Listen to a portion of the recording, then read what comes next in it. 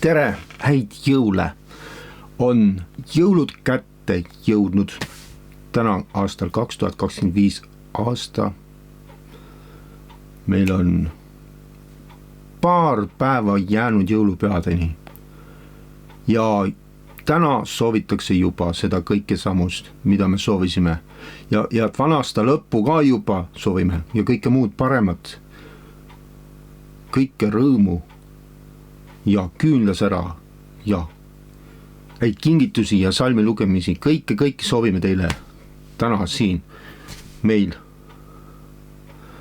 Nii et täna on meil 21. detsember ja kell on 9 õhtul.